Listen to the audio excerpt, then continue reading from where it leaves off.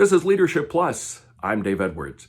Well, if we've learned anything from the coronavirus, we've learned that employees can, in fact, work from home. And there's a good chance that going forward for the next, I don't know how many years, we are going to have situations as managers where employees are going to want to continue to work from home. Prior to COVID, I think a lot of managers were of the belief that employees would not work hard. They would not get their work done if they were allowed to work from home. If there's anything that we've learned from the experience, it is that people can work effectively from home as long as you as the manager and the organization have put some steps in place where there's a clear understanding of what working from home is really all about. So among the proactive steps you can take are to establish clear expectations. You want to make it clear that work is going to get done by the appropriate deadlines. You want to make sure that you and other teammates are accessible. When working in an office, there's a lot of exchange of ideas. Working at home makes everyone feel a little bit more isolated. Make it clear to your employees who work from home that you are available to them and that they can contact other workers to get advice or just brainstorm about a project. When employees are working from home, there still might be the need for in-person meetings. Now, I'm not talking about a COVID-related situation, but if your office has a number of remote workers on a regular basis, you might want to consider inviting them back for periodic team meetings. It's good for them to feel connected to the team in a way that you can't do via a web teleconference that can only accomplish when people are in the same room.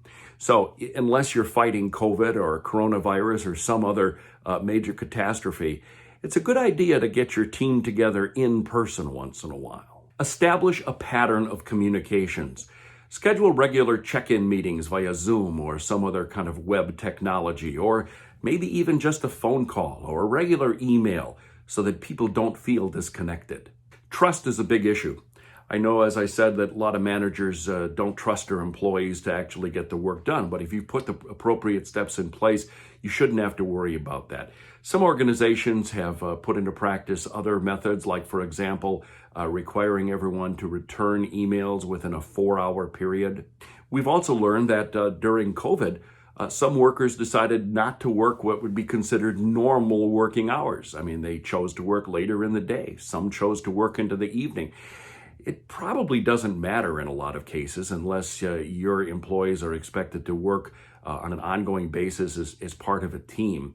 Do you really care if your worker is working on a project at 7 in the morning or 7 at night, as long as the project gets done and gets done appropriately? And if someone abuses the practice, well, it's just like having an employee in the office who would abuse the practice, who might leave early or not get work done in time. What do? As a manager, you take them aside, you have a conversation with them. It can become a disciplinary action if they choose not to get their work done. So that'll happen whether or not your staff is in an office with you or working remotely. There's one other thing about the value of remote workers that I think is important to stress here. If we are able to establish a working culture where people can work remotely, think about what that means for the hiring process. I mean, you've probably thought, and maybe you've experienced situations where that perfect candidate that you'd love to bring onto your team works halfway across the country and isn't interested in moving. Well, now maybe you can set up a practice where many of your workers work remotely. I know of one company that's very, very successful. They have their corporate headquarters in a Midwest city, but they've probably only got maybe 5 or 10 workers in that city. The rest of them work remotely, and it works beautifully. A couple of times a year, they bring people back to the headquarters for strategic meetings, but the rest of the time, the employees are free to work in their home environment, and everything works very, very well for them. The phenomena of remote workers really is not new. It's been around for a long time, probably since the beginning of computers and maybe even dial-up internet connections.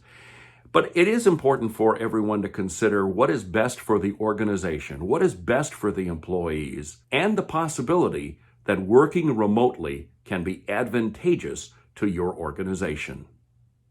That's today's Leadership Plus. I'm Dave Edwards. Thanks very much for joining. I hope you've checked out my website where I've posted a lot of valuable information about managing people, productivity, and leadership issues. Check it out, daveedwardsmedia.com. And also, please hit the like button and make a comment below. I'd appreciate that. Subscribe to the video if you're so inclined, and we'll talk again soon.